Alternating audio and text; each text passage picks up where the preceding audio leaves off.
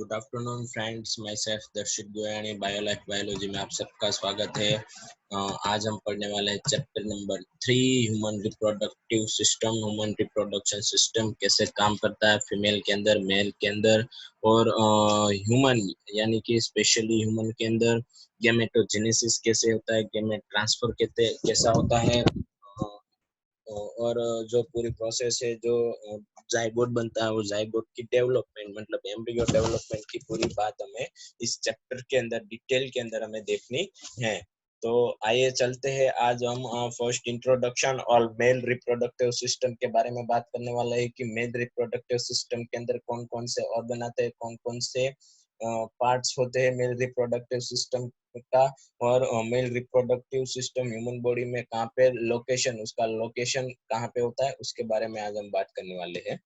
तो चलिए इंट्रोडक्शन में मैं बात कर लूँ पहले ही कि जो ह्यूमन रिप्रोडक्टिव सिस्टम है उससे हम अवेयर ही है, क्योंकि हम 10th के अंदर पढ़ ही चुके हैं। और ह्यूमन है और सेक्सुअल रिप्रोडक्शन करता है और वो विविपेरस है, मतलब उसका जो बच्चा होता है। विविपेरस का मतलब आप चैप्टर नंबर 1 के अंदर पढ़ गए कि जो बच्चा होता है वो मेल जो होता है, मतलब फर्टिलाइजेशन की पूरी प्रोसेस होती है वो फीमेल के बॉडी के इनसाइड होती है, फीमेल बॉडी के अंदर होती है। तो उसका जो जाइगोट डेवलप होता है वो फीमेल की बॉडी के अंदर डेवलप होता है, तो इसलिए वो विविपेरस है। उसके बाद बात की गई the reproductive event in human include formation of gametes. Gametes बनेगी, गेमेटोजेनेसिस, उसमें स्पर्म बनेंगे वो मेल के अंदर और ओव्यूम बनेगा फीमेल्स के अंदर। ट्रांसफर ऑफ स्पर्म, अब वो जो स्पर्म है और फीमेल जो ट्रांसफर ऑफ स्पर्म है वो फीमेल के जो बॉडी के अंदर जो ओव्यूम आया है, जेनिटल ट्रैक्ट इंसेमिनेशन होगा, फ्यूजन होगा मेल और फीमेल गेमेट्स का, उसको हम फर्टिलाइजेशन बोलते हैं, leading to formation of zygote, और जाइगोट बनेगा। This is follow by the formation of development, formation of development. Yes, मैं आपको यहाँ पे दिखा देता हूँ। Yes, the formation and development of blastocyst and attachment to the uterine wall, implantation, embryo development, gestation and delivery of the baby, maturation। ये 3 process हमें पढ़नी है कि इम्प्लेशन कैसे होता है, मतलब आफ्टर फर्टिलाइजेशन, उसके बाद गेस्टेशन और डेवलप होता है पूरा एम्ब्रियो उसके बारे में, और डेवलप होने के बाद जो बेबी की डिलीवरी होती है, मतलब उस प्रोसेस को बोलते हैं पार्चुरेशन, उसको बोलते हैं पेर्चुरेशन। मतलब ह्यूमन रिप्रोडक्टिव सिस्टम के बारे में बात कर रहा हूँ।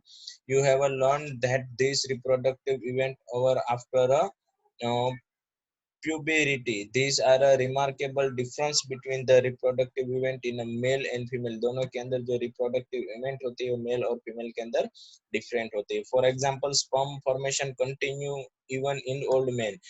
मेल के अंदर जो स्पर्म फॉर्मेशन प्रोसेस है वो ओल्ड, मतलब ह्यूमन जब तक मेल का डेथ हो जाए तब तक ओल्ड हो जाता है, तब तक रहता है। लेकिन फीमेल के अंदर जो ओव्यूम का जो प्रोडक्शन है वो आफ्टर 15 ईयर, मतलब 50 साल बाद उसके अंदर जो ओव्यूम प्रोडक्शन है वो बंद हो जाता है। मैच्योरेशन साइकिल हम पढ़ चुके हैं 10 के अंदर, फिर से हमें इसके अंदर एक पढ़ना है कि कैसे बंद हो जाता है, कैसे ओव्यूम बनता है, मतलब कैसे ये ओव्यूम बनता है और कैसे स्पर्म बनते हैं। गेमेटोजेनेसिस मेल और फीमेल के अंदर हमें पढ़ना है। Let's examine the male and female reproductive system in human. यहाँ पे हम मेल और फीमेल रिप्रोडक्टिव सिस्टम की डिटेल के अंदर बात करने वाले हैं। तो ये हमारा इंट्रोडक्शन है, बहुत इजी है गाइस। एक ही पॉइंट हमें याद रखना था कि मेल और फीमेल के जो रिप्रोडक्टिव सिस्टम है वो उसके अंदर जो डिफरेंस है, मतलब मेल के अंदर जो रिप्रोडक्टिव, मेल के अंदर जो ओल्ड मेल तक, अगर मेल ओल्ड हो जाए तब तक उसके अंदर स्पर्म है वो बनते रहते हैं, और जो फीमेल है उसके अंदर 50 आफ्टर 15 इयर्स उसके जो ओव्यूम है वो बनना बंद हो जाते हैं। तो ये एक हमारा मेन डिफरेंस था। आइए हम चलते हैं मेल रिप्रोडक्टिव के बारे में आज के लेक्चर के अंदर बात करने वाले हैं।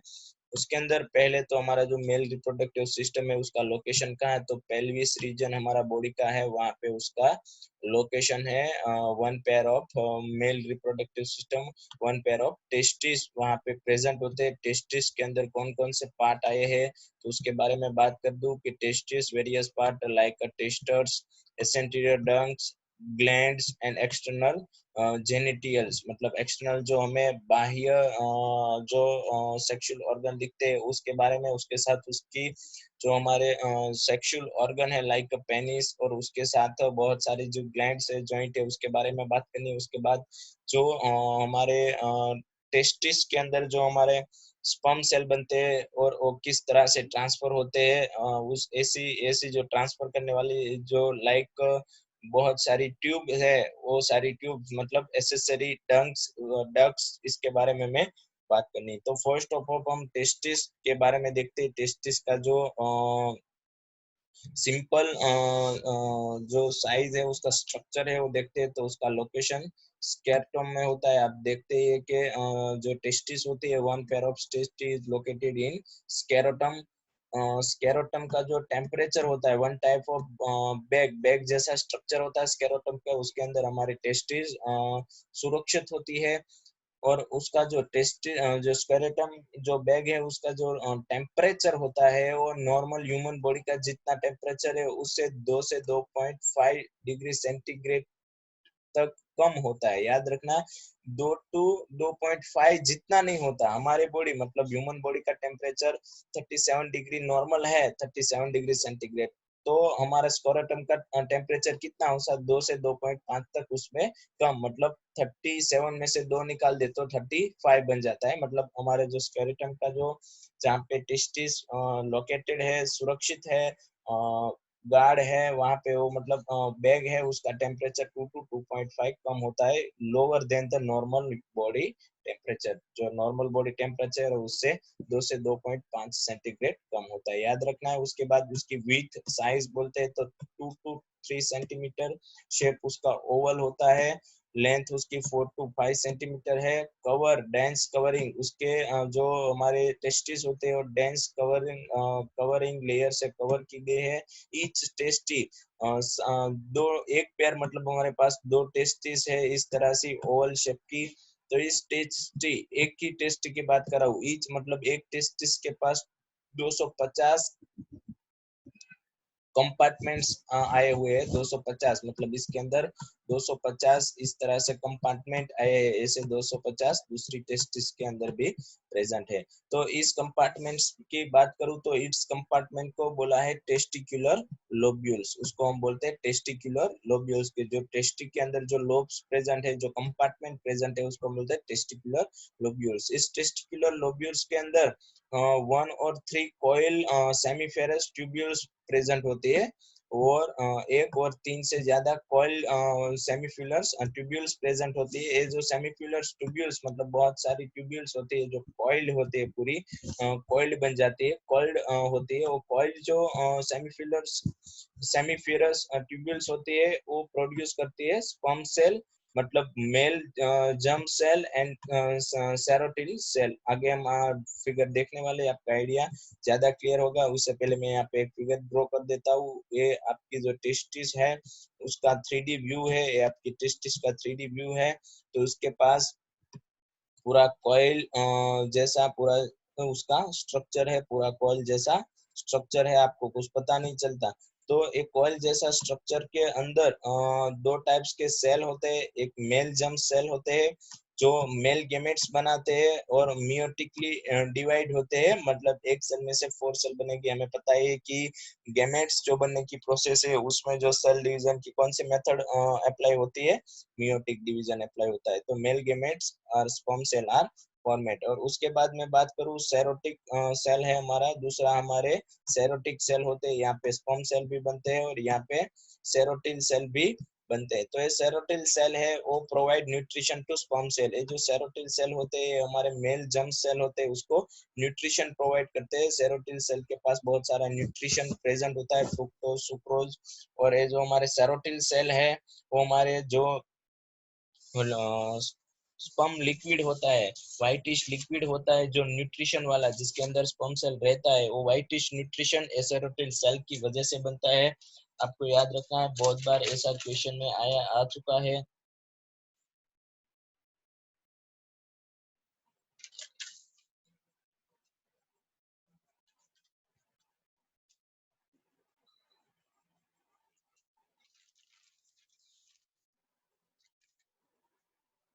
ओके, ये हमारी बुक्स के अंदर लिखा ही है। नेक्स्ट हम देखने वाले हैं कि inside two types of cell, मतलब ये जो सेमीफेरस ट्यूबुलर सेल होते हैं उसके अंदर दो टाइप्स के सेल होते हैं, वो मैंने यहाँ पे बताए। एक मेल जर्म सेल होते हैं और एक सेरोटिल सेल होते हैं। उसका फंक्शन भी मैंने बताया, आपको याद रखना है। ये हमारा स्ट्रक्चर था टेस्टिस का, आपको ये याद रखना है, इजीली है। हम बुक्स के अंदर देखने वाले यही सारी चीजें लिखे। उसके बाद यहाँ पे दिखाया है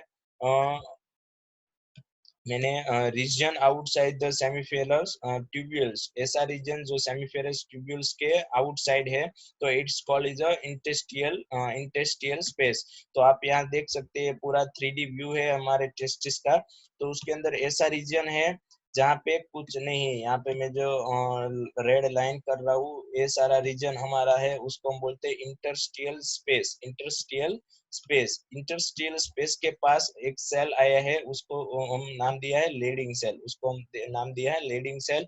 और इंटरस्टियल सेल भी उसको कहा जाता है। उसके पास ब्लड वेसल्स प्रेजेंट होती है, मतलब ये पूरा लाल रंग का आपको दिखता है। और यहाँ पे तो हमें पता है क्या बनने वाला है, हमारे जो जम्स मेल जम्प सेल है, मतलब स्पर्म सेल है, वो यहाँ पे बनते हैं। यहाँ पे जो डार्क में रेड कर रहा हूँ, यहाँ पे स्पर्म सेल बनते हैं। और उसके अलावा जो स्पेस बची है उसको हम बोलते हैं इंटेस्टियल स्पेस, मतलब सेमीफेरस ट्यूब्यूल्स है हमारा ये पूरा, जहाँ पे हमारे स्पर्म सेल बनते हैं उसके आउटसाइड एक ऐसी स्पेस रह जाती है जहाँ पे कुछ नहीं होता, तो इसको बोलते हैं इंटेस्टियल स्पेस। वहाँ पे ब्लड वेस कलेक्ट है, इसलिए उसको लीडिंग सेल और इंटेस्टियल सेल कहते हैं। अब ये लीडिंग सेल का जो वर्क है, फंक्शन है, उसके बारे में। तो ये leading cell synthesis and secretion testicular hormone, जो टेस्टिकुलर हार्मोन है लाइक एंड्रोजन्स, हमने सुना है एंड्रोजन्स के बारे में, मतलब एंड्रोजन्स जो हार्मोन है वो कौन बनाता है, लीडिंग सेल बनाता है, सिक्रेट करता है। कौन करता है, लीडिंग सेल। और उसका दूसरा नाम भी याद रखना है, इंटरस्टियल सेल। क्यों, क्योंकि ये जो स्पेस है, इंटरस्टियल स्पेस है, वहां पे ये सेल प्रेजेंट है। यहाँ पे देख सकते हैं जो सारे सेल है वो लीडिंग सेल है, और ये सारे हमारे स्पर्म सेल है। और ये ऐसा हमारा टेस्टिस होता है। उसका इस तरह से अगर आप कट लो तो आपको इस तरह से कुछ 3D व्यू दिखता है। उसके अंदर ये जो पूरा फंक्शन है वो आपको यहाँ पे दिखाई देता है। आई होप कि आपको ये समझ में आ रहा है। आपकी स्क्रीनशॉट ले सकते हो, आप इजीली याद रखने के लिए इस मेथड का यूज कर सकते हो। नेक्स्ट हम बात करते हैं कि मेल रिप्रोडक्टिव सिस्टम के अंदर एसेसरी डक्ट्स, मतलब कितनी जो एसेसरी ट्यूब्यूल्स है वो प्रेजेंट होती है। तो इस टाइप का कुछ स्ट्रक्चर है, ये हमारे जो दो है यहाँ पे मैं आपको बता देता हूँ। ये इमेज के अंदर ये हमारे जो दो है वो हमारे टेस्टिस है। अब एक टेस्टिस की बात करते हैं, उसके अंदर बहुत सारे लोब्यूल्स आते हैं। उसको हमने नाम दिया है टेस्टिकुलर लोब्यूल्स। तो इस लोब्यूल्स के बाद जो हमारे जो इस लोब्यूल्स के अंदर जो हमारे स्पर्म सेल बनते हैं, उस स्पर्म सेल बाहर निकलने के लिए बहुत सारी वेन्स होती है उसके, मतलब ट्यूब्स की हेल्प लेते हैं उसके। यहाँ पे मैं इसका 3D व्यू बताया। तो ये जो एक ऊपर टाइप्स का है वो, उसको हमने नाम दिया है जो ऊपर सबसे पहले आती है जो ट्यूब, उसको हमने नाम दिया है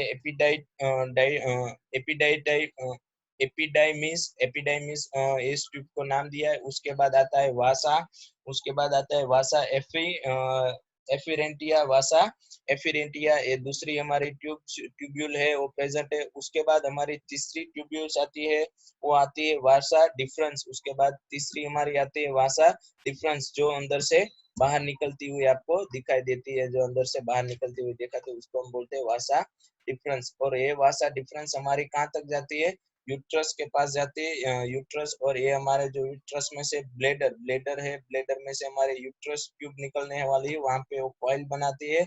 और कॉइल बना के वो कहाँ पे ओपन होती है, दोनों साथ में ओपन होती है, दोनों और साथ में इंजेक्यूलेटरी डग के अंदर ओपन होती है। इंजेक्यूलेटरी डग है हमारी, इसके अंदर ओपन हो जाती है। इंजेक्यूलेटरी डग है और दो फंक्शन करती है, एक तो हमारे ब्लैडर के अंदर से यूरिन भी बाहर निकालती है, और साथ साथ में जो वासा, जो हमारा वासा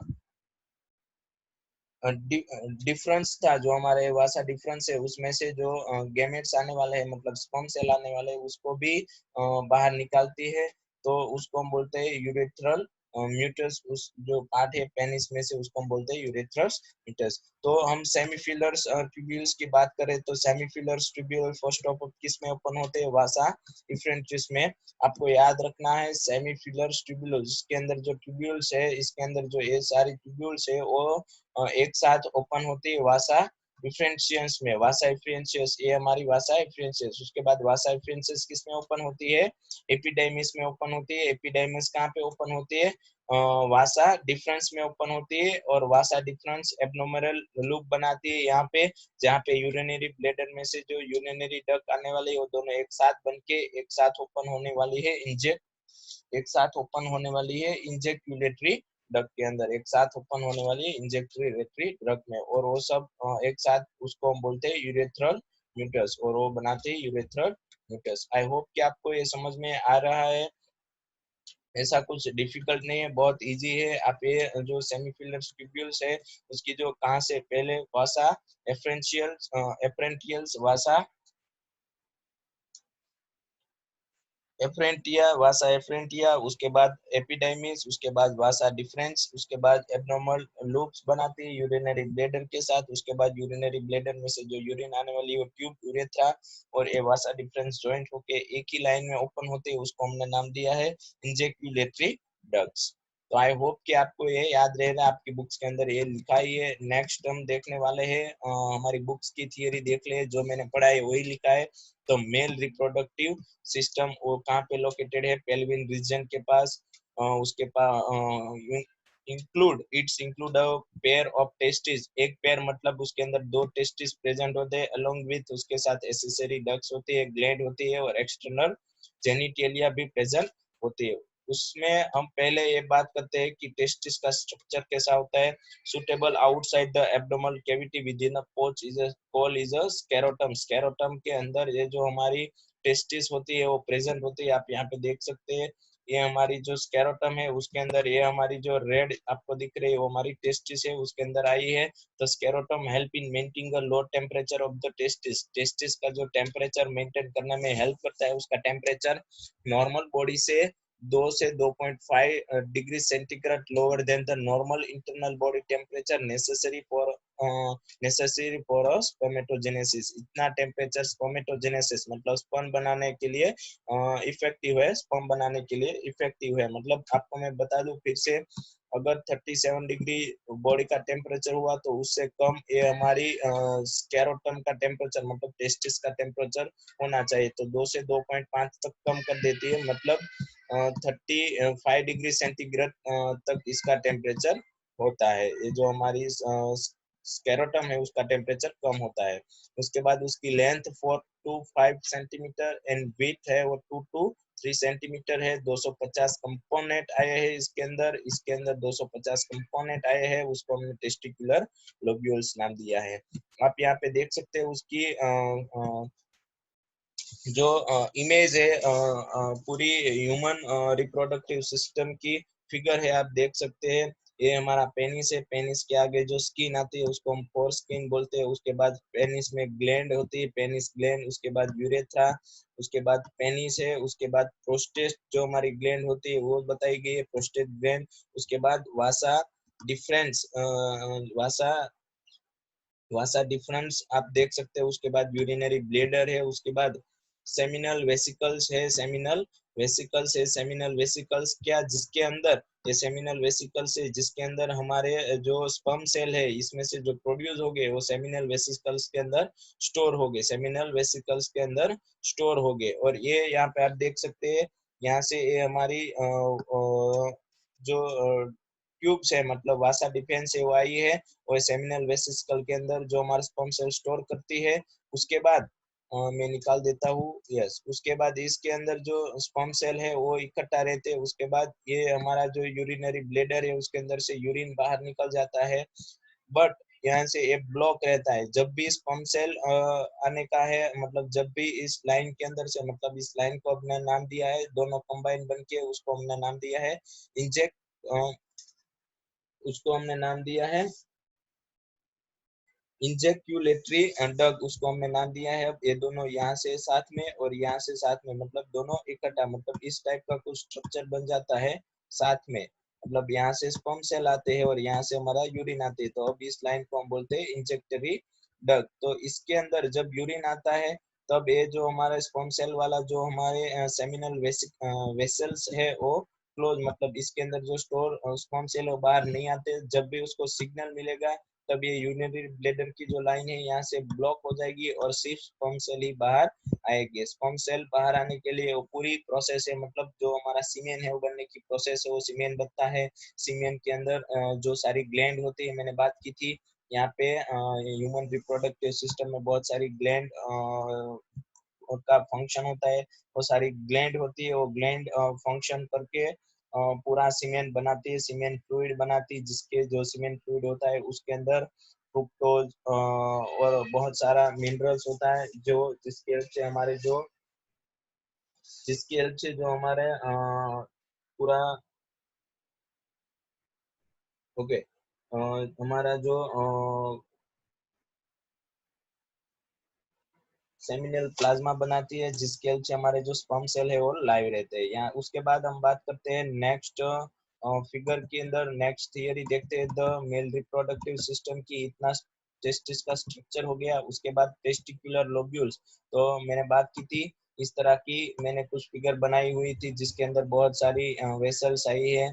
उसके अंदर सेमीफेरस tubules, each lobules contain one or three highly coiled, इसको हम बोलते हैं सेमीफेलर्स ट्यूब्यूल्स, उसको हमने नाम दिया है seminiferous tubules, in which sperm are produce. और ये क्या करती है सेमीफेरस ट्यूब्यूल्स, इसके अंदर बहुत सारी जो ट्यूब्यूल्स प्रेजेंट है, ये सब मिला के आप को बात कर दो, इसके अंदर बहुत सारी, तो ये सारी हमारी क्या है सेमीफेरस ट्यूब्यूल। और ये जो सेमीफेरस ट्यूब्यूल्स है वो दो टाइप्स के सेल बनाती है। एक तो मेल जम्स बनाती है, मेल जम्प सेल बनाती है जिसको हम स्पर्मेटोजेनेसिस की प्रोसेस बोलते हैं। और सेरोटिल सेल प्रेजेंट होते हैं। सेरोटिल सेल का काम क्या है, मेल जम्प सेल को न्यूट्रिशन देना। यहाँ पे लिखा है आफ्टर मेल जम्प सेल मियोटिकली डिवीजन होते हैं, मियोटिकली डिवाइड होके बहुत सारे स्पर्म सेल में डिवाइड होते हैं, leading the sperm cell formation, नए नए स्पर्म सेल बनते हैं। विल द सेरोटिल सेल, जो हमारा सेरोटिल सेल है वो provide nutrition to the germ cell, germ cell को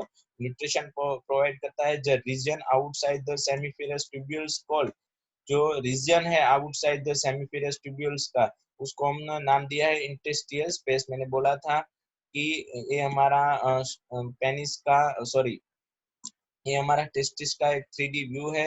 उसके अंदर बहुत सारा पार्ट ऐसा है जहाँ पे जो हमारा ये जो रीजन है, मतलब ये जो सेमीफेरस ट्यूब्यूल्स है वो प्रेजेंट नहीं है, जहाँ पे स्पर्म सेल नहीं बनते, जर्म सेल नहीं बनते, जो ओ स्पेस है उसको हमने नाम दिया था इंटरस्टियल स्पेस। उसके पास बहुत सारी ब्लड वेसल प्रेजेंट होती है, उसको हमने नाम दिया है लीडिंग सेल और इंटरस्टियल सेल। लीडिंग सेल का काम है synthesis and secrete testicular hormone, वो क्या बनाती है, सीक्रेट करती है testicular hormone and androgen. And इसका दूसरा काम है immunological compartment cell are also present. Immunological मतलब अगर टेस्टिस में कोई टाइप का इन्फेक्शन होता है तो उसको डिफेंस करने के लिए वहाँ पे सेल प्रेजेंट होते हैं जो एंटीबॉडी प्रोड्यूस करते हैं। वो किसके अंदर प्रेजेंट होते हैं, हमारे लीडिंग सेल के पास ऐसी कैपेसिटी होती है जो इम्यूनोलॉजिकल डिफेंस करे, बॉडी को, हमारे टेस्टिस को प्रोटेक्शन देता है। तो ये पूरा हमारा टेस्टिकुलर लोब्यूल्स के बारे में बात हो गई। मैं इसकी नेक्स्ट जो फिगर है आपको बता देता हूँ कि लीडिंग सेल और इंटेस्टाइल सेल कहाँ पे प्रेजेंट है। उससे पहले मैं ये फिगर हमें याद रखनी है। ये देखो आपको उसके अंदर कुछ दिख नहीं रहा था, तो आपको मैं बता दूं कि इतनी जो सारी ट्यूब्यूल्स है, जो इतनी सारी ट्यूब्यूल्स है वो हमारी है, इतनी सारी जो ट्यूब्यूल्स है वो हमारी पूरी सेमीफेरस ट्यूब्यूल्स है। और वो सारी ट्यूब्यूल्स आप देख सकते हैं यहाँ पे लिखा है सेमीफेरस ट्यूब्यूल्स, तो वो सारी मतलब ये ये सारी जो ट्यूब्यूल है वो सारी ट्यूब्स है वो सेमीफेरस ट्यूब्यूल्स है। वो दो टाइप्स के सेल बनाती है, मतलब यहाँ पे दो टाइप्स के सेल बनते हैं, एक तो जर्म सेल बनते हैं, वो सेरोटिल सेल बनते हैं। जर्म सेल मेल रिप्रोडक्टिव है, मतलब स्पर्म बनाते हैं, और जो सेरोटिल सेल है उसको और न्यूट्रिशन प्रोवाइड करते हैं। सेरोटिल सेल है वो न्यूट्रिशन प्रोवाइड करते हैं। ऑल्सो सेरोटिल सेल है वो सीमेन प्लाज्मा बनाते हैं, और बहुत सारी ग्लैंड है वो भी सीमेन प्लाज्मा बनाती है। उसके बाद मैं बात करूँ तो आपको मोस्ट इम्पोर्टेंट थिंग है, मैंने जैसे बताया था कि जो एसेसरी डक है, एसेसरी डक में ये हमारी मेन है, मतलब इस सारे जो सेमीफेरस ट्यूब्यूल में से जो स्पर्म सेल बनने वाले हैं वो सारे कहाँ पे इकट्ठा होता है, यहाँ पे बीच में आप देख सकते हैं। मैं कलर चेंज कर देता हूँ जिसके हेल्प से आपको ये अच्छे से समझ आए। यस, ये जो ये जो इतना रीजन है उसको हमने नाम दिया है, जो इतना रीजन है हमारा वो रेट टेस्टिस, मतलब हमारा पहले हमारी जो पहली टाइप्स की जो एसेसरी डग्स है उसको हमने नाम दिया है रेट टेस्टिस। वहाँ पे सारे जो सेल होते हैं, मतलब जो मेल गैमेट्स होते हैं इकट्ठा होते हैं, उसके बाद वो यहाँ से different different way different different tube से आगे बढ़ते हैं। उसके बाद ये जो दूसरी ट्यूब्स के पास जाते हैं उसको हमने नाम दिया है इफ्रंट डक्स। इफ्रंट डक्स मतलब दूसरी, उसके बाद इफ्रंट डक्स के बारे में बात हो जाती है एपिडाइमिस ट्यूब के बाद, एपिडाइमिस ट्यूब के पास, एपिडाइमिस के पास हो जाती है ducts of deferens, vasa deferens के पास जाती है। ये हमारी चौथी ट्यूब है। तो आप देख सकते हैं किस तरह से पूरी प्रोसेस बनी हुई है, कहाँ से आती है। मैं आपको इसका वे बता देता हूँ। आपको देख सकते हो सेमीपेरस में से जो स्पर्म सेल प्रोड्यूस होंगे वो स्पर्म सेल जाएंगे रेट टेस्टिस के पास, उसके बाद वहां से जाएंगे इफ्रंट डक्स के पास, इफ्रंट डक्स के पास से जाएंगे एपिडाइमिस के पास, एपिडाइमिस के पास से जाने वाले हैं वासा डिफेंस के पास, वासा डिफेंस के पास। ऑल्सो इसको हम वासा इफ्रंट डक्स भी बोल सकते हैं, इसको हमने वासा इफ्रंट डक्स भी नाम दिया है। तो ये पूरा इसकी वे है कि कहाँ से कहाँ ट्रांसफर होके ये जो स्पर्म सेल है कहाँ पे इकट्ठा होने वाले हैं। ये जो स्पर्म सेल है मैंने बताया था कि सेमिनल वेसिकल्स है जहाँ पे इकट्ठा होते हैं, वहाँ पे प्रेजेंट रहते हैं। उसके बाद यहाँ पे बहुत सारी ग्लैंड होती है, जब एक्टिव होती है तब यहाँ से स्पर्म से रिलीज होते हैं। अल्टरनेट यहाँ पे क्या आता है, यहाँ पे हमारा ये ब्लेडर है जहाँ से यूरिन आएगा और एक ही वे से आगे बढ़ेगा, पेनिस के हेल्प से यूरिन भी बाहर निकलता है, स्पर्म सेल भी बाहर निकलता है। तो इस जो डग्स है, इस तरह की जो डग्स है उसको हमने इंजेक्यूलेटरी डग्स नाम दिया। आई होप कि आपको ये समझ में आ रहा है। नेक्स्ट हम देखने वाले हैं, यस, ये 3D व्यू है आपकी बुक्स के अंदर दिया है। जो ये रेड पोर्शन है जो मैंने बात की थी कि जहाँ पे ये रेड पोर्शन है जहाँ पे हमारा सेमीफेरस ट्यूब्यूल्स प्रेजेंट नहीं है, जो सेमीफेरस ट्यूब्यूल प्रेजेंट नहीं है ऐसी जो जगह पे है उसको हमने नाम दिया है इंटरेस्टियल सेल। और वहाँ पे कौन से सेल प्रेजेंट होते हैं, वहाँ पे कौन से सेल प्रेजेंट होते हैं, लीडिंग सेल प्रेजेंट होते हैं। आप यहाँ पे देख सकते हैं ये सारे कौन से सेल है, लीडिंग सेल। और ऐसा ए सेल है वो हार्मोन रिलीज करते हैं, उस हार्मोन को हमने नाम दिया था एंड्रोजन्स। और इम्यूनोलॉजिकल डिफेंस भी करते हैं। ए सेल है वो शायद इसके अंदर मतलब एक पूरी टेस्टिस के अंदर कोई प्रॉब्लम हुआ, मतलब कोई इंफेक्शन हुआ, तो ये जो आपको जितना भी पार्ट देख सकते हैं रेड, उसके पास ब्लड वेसल प्रेजेंट है इसलिए आपको रेड दिखता है। तो ये जितना भी पार्ट है वो इंटरस्टियल स्पेस है, वहाँ पे इंटरस्टियल सेल प्रेजेंट है, लीडिंग सेल प्रेजेंट है जिसका वर्क है एंड्रोजन हार्मोन सिक्रेट करना, एंड्रोजन हार्मोन सिक्रेट करना। और दूसरा काम है उसका इम्यूनोलॉजिकल कंपार्टमेंटल मतलब इम्यूनोलॉजिकल डिफेंस देना। उसके बाद आप यहाँ पे देखते हैं स्पर्मेटोजेनिया, स्पर्मेटोजेनिया मतलब स्पर्म सेल बन रहे हैं, यहाँ से स्पर्म सेल बन रहे हैं। ये एक सेल है उसका क्या होगा, कौन से डिवीजन होगा आपको पता है, मियोटिक डिवीजन की हेल्प से ये जो सारे स्पर्म सेल है, ये जो आपको दिख रहे हैं छोटे छोटे वो सारे हमारे स्पर्म सेल है बन गए। उसके बाद ये जो बड़े बड़े है हमारे सेरोटिल सेल है, ये सेरोटिल सेल स्पर्म सेल को क्या देते हैं, न्यूट्रिशन देते हैं, स्पर्म सेल को न्यूट्रिशन देते हैं। मतलब हमारे जो सेमीफेरस ट्यूब्यूल से उसके पास दो टाइप्स के सेरोटिल सेल और स्पर्मेटोजेनिया मतलब स्पर्म सेल प्रेजेंट होते हैं। आई होप कि आपको ये 3D व्यू भी समझ में आ गया है। नेक्स्ट हम देखने वाले हैं दूसरी इमेज जिसके अंदर हमने देखने एसेसरी डक्स के बारे में बात करनी है।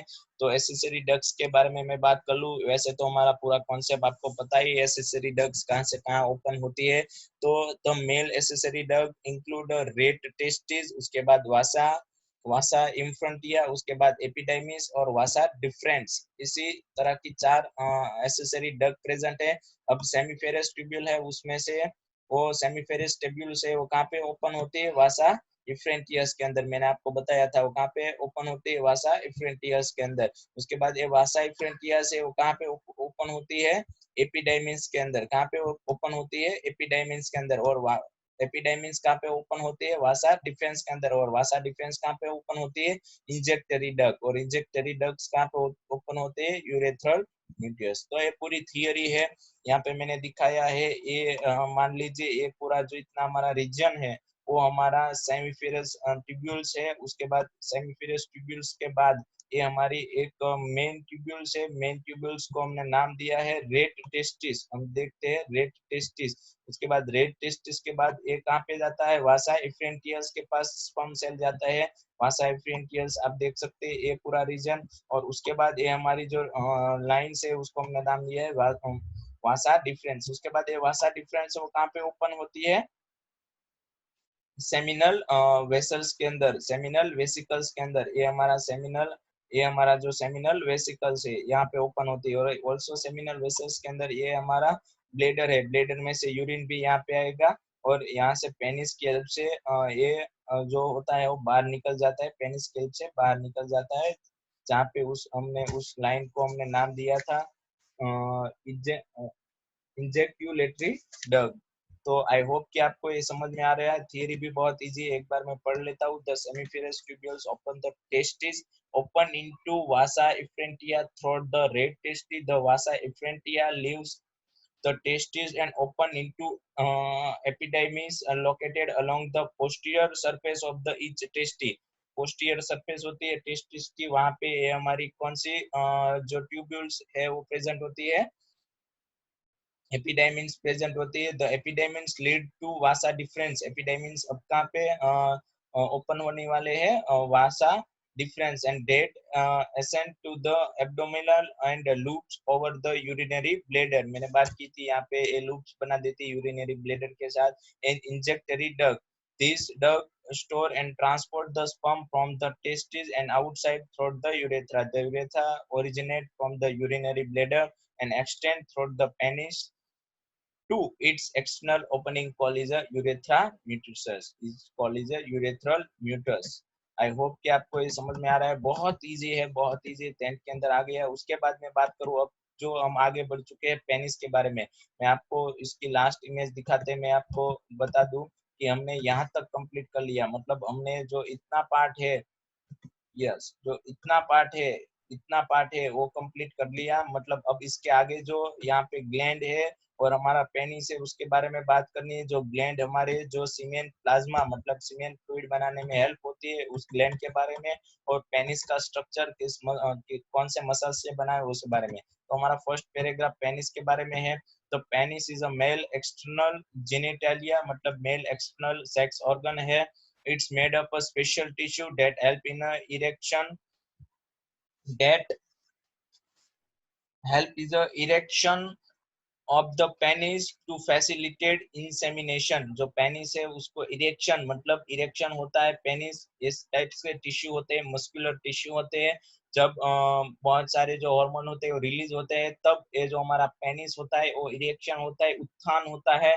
उसके बाद वो जो पेनिस है वो फैसिलिटेट होता है इंसेमिनेशन, मतलब जो सीमेन है वो बाहर निकालने के लिए फैसिलिटेट प्रोवाइड करता है। उसके बाद the enlarge end of the penis, जो पेनिस का एंड है और लार्ज है उसको हम ग्लैंड पेनिस बोलते हैं, ग्लैंस पेनिस बोलते हैं। उसको हमने नाम दिया है ग्लैंस पेनिस। इस कवर अ लोस फोल्ड स्किन, इसको हमने नाम दिया है फोर स्किन। वो जो आगे का पार्ट है वो स्किन से फोल्ड हुआ है उसको हम बोलते हैं फोर स्किन। उसके बाद तो मेल एसेसरी ग्लैंड के बारे में बात करूँ तो include a pair of seminal vesicles.